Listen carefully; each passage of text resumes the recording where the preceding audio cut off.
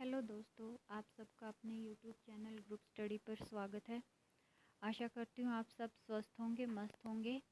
अभी तक हमने यूनिट 1 के हिंदी भाषा और उसका विकास से कुछ टॉपिक किए थे। जो पहले की वीडियो हैं वो कौन कौन से थे। हिंदी की ऐतिहासिक पृष्ठभूमि, जिसके अंदर हमने किया था प्राचीन भारतीय आर्य भाषा, मध्यकालीन भारतीय आर्य भाषा, पाली, प्राकृत, सौरसैनी, अर्धमागधी, मागधी, अपभ्रंश, उनकी विशेषताएं, और साथ में आधुनिक भारतीय आर्य भाषाएं और उनका वर्गीकरण, हिंदी का भौगोलिक विस्तार, हिंदी की उपभाषाएं, ये सब हम पहले की वीडियो में कर चुके हैं। और इनसे रिलेटेड जितने परीक्षा उपयोगी क्वेश्चन हैं वो भी हम पहले की वीडियो में कर चुके हैं। उन सब का प्लेलिस्ट आपको सबका लिंक मिल जाएगा। तो आज जो टॉपिक रहेगा हमारा यूनिट फर्स्ट से, वो रहेगा हिंदी की संवैधानिक स्थिति। तो चलिए शुरू करते हैं। हिंदी की संवैधानिक स्थिति। राजभाषा। 14 सितंबर 1949 ईस्वी को भारत के संविधान में हिंदी का राजभाषा के रूप में मान्यता प्राप्त की गई। अनुच्छेद 343 351 तक राजभाषा का संविधान में प्रावधान किया गया है तथा संविधान की 8वीं अनुसूची में 22 भाषाओं को मान्यता प्रदान की गई है। जो संविधान की 8वीं अनुसूची है उसमें 22 भाषाओं को मान्यता प्रदान की गई है।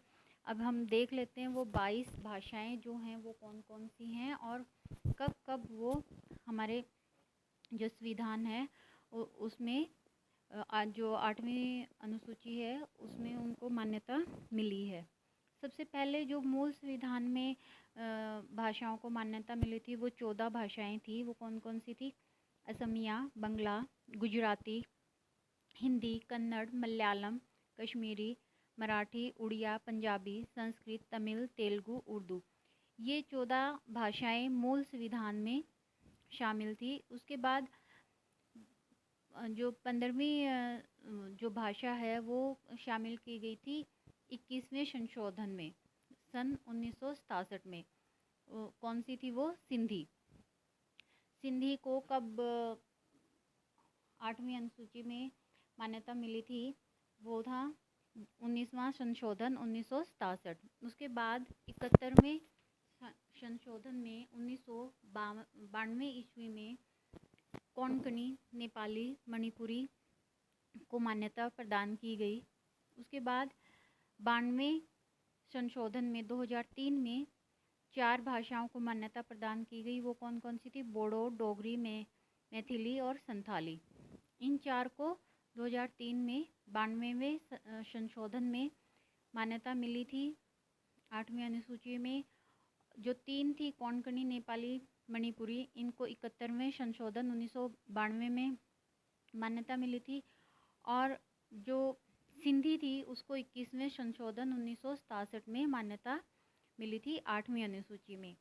इस तरीके से ये 22 भाषाएं हैं जिनको 8वीं अनुसूची में स्थान मिला हुआ है।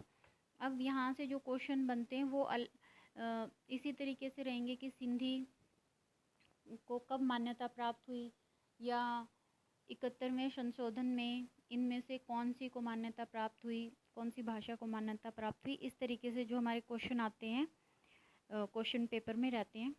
आगे देख लेते हैं। नेक्स्ट है संविधान में हिंदी भाषा संबंधी उपबंध। अनुच्छेद 343 1 में संघ की राजभाषा हिंदी और लिपि देवनागरी होगी। सन 1965 तक 15 वर्षों की अवधि तक अंग्रेजी का प्रयोग का जो प्रावधान था वो रखा गया था इसमें, और जो राजभाषा का दर्जा दिया गया था हिंदी को, और उसकी जो लिपि थी वो थी देवनागरी। वो कौन से अनुच्छेद में आती है? 343 1 में। अनुच्छेद 344 हर 5 वर्ष बाद राष्ट्रपति द्वारा गठित सभा यह सुनिश्चित करेगी कि हिंदी में किस दिशा में सुधार की आवश्यकता है। अनुच्छेद 345 दो राज्यों के बीच हिंदी को शासकीय प्रयोजनों के लिए स्वीकार किया जाएगा वह अंग्रेजी विकल्प के रूप में रहेगी। अंग्रेजी को विकल्प के रूप में कौन से अनुच्छेद में स्वीकार किया गया है? वो है अनुच्छेद 345। अनुच्छेद 346 संघ द्वारा प्राधिकृत भाषा अंग्रेजी दो राज्यों या केंद्र सरकार के बीच पत्र व्यवहार की भाषा होगी। करार द्वारा यह भाषा हिंदी भी हो सकती है। अनुच्छेद 347 किसी राज्य की जनसंख्या का एक बड़ा भाग यह चाहता है कि उसके द्वारा बोली जाने वाली भाषा को मान्यता दी जाए तो राष्ट्रपति उस भाषा को मान्यता देने का उपबंध कर सकता है। अनुच्छेद 348 उच्चतम न्यायालय व प्रत्येक उच्च न्यायालय तथा संसद के प्रत्येक सदन में अंग्रेजी का प्रयोग होगा जब तक संसद विधि द्वारा उपलब्ध न हो। अब कई बार क्वेश्चन आ जाता है उच्चतम न्यायालय व प्रत्येक उच्च न्यायालय में अंग्रेजी का प्रावधान कौन से अनुच्छेद में है? तो वो कौन से अनुच्छेद में? 348 में। अनुच्छेद 349 राज्यसभा से संबंधित कोई विधेयक प्रस्तावित या संशोध करना चाहे तो सर्वप्रथम राष्ट्रपति की अनुमति अनिवार्य होगी। राष्ट्रपति विचार करने के बाद मंजूरी देंगे। अनुच्छेद 350 प्रत्येक व्यक्ति को कोई भी शिकायत करने के लिए संघ या राज्य के अधिकारी को राज्य की किसी भी भाषा में पत्र देने का अधिकार होगा। अनुच्छेद 351 इसमें सरकार के उन दायित्वों व कर्तव्यों का उल्लेख किया गया है जिसका पालन हिंदी के विकास में होगा।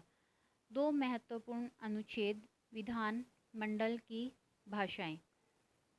फर्स्ट है अनुच्छेद 120 संसद की भाषा का उपबंध हिंदी व अंग्रेजी संविधान भाग 5 में, और अनुच्छेद 210 राज्य की विधानमंडलों की भाषा का उपबंध हिंदी या अंग्रेजी में संविधान भाग 6 में।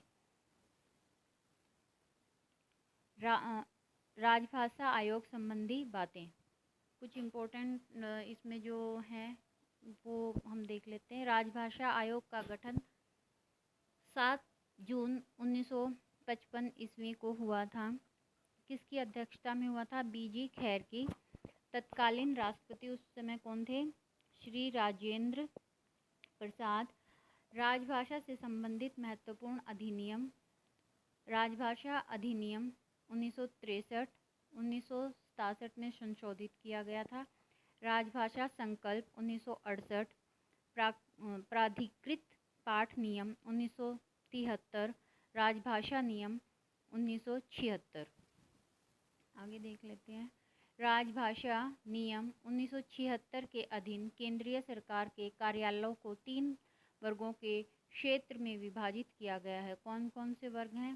क वर्ग के क्षेत्र, ख वर्ग के क्षेत्र और ग वर्ग के क्षेत्र।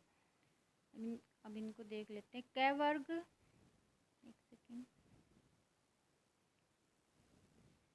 ऐसे ठीक है। क वर्ग के क्षेत्र में पत्र व्यवहार हिंदी में होगा। ख वर्ग के क्षेत्र में पत्र व्यवहार द्विभाषिक होगा और ग वर्ग के क्षेत्र में पत्र व्यवहार अंग्रेजी में होगा। अब क वर्ग के क्षेत्र में कौन कौन से हैं क्षेत्र आता है वो देख लेते हैं। ख में और ग में, सब में देख लेते हैं। तो जो क वर्ग के क्षेत्र हैं उनको 7 सिस्टर भी बोलते हैं। उसमें आते हुए उत्तर प्रदेश, मध्य प्रदेश, राजस्थान, बिहार, हिमाचल प्रदेश, हरियाणा, दिल्ली। ख वर्ग के क्षेत्र में पंजाब, गुजरात, महाराष्ट्र, चंडीगढ़, अंडमान निकोबार।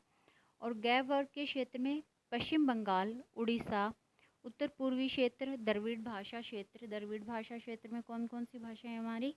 तमिल, तेलुगु, कन्नड़ और मलयालम। इस वीडियो में हम इतना ही करेंगे। नेक्स्ट वीडियो में एक नए टॉपिक के साथ मिलेंगे। इससे रिलेटेड जितने भी महत्वपूर्ण क्वेश्चन रहेंगे वो मैं अलग से एक वीडियो में लेके आऊँगी। अगर आपको कुछ भी इसमें गलत लगा है तो उसके लिए मुझे माफ़ करना, और कोई सुझाव देना चाहते हैं तो प्लीज़ कमेंट करना, लाइक करना। फिर मिलते हैं, बाय, टेक केयर।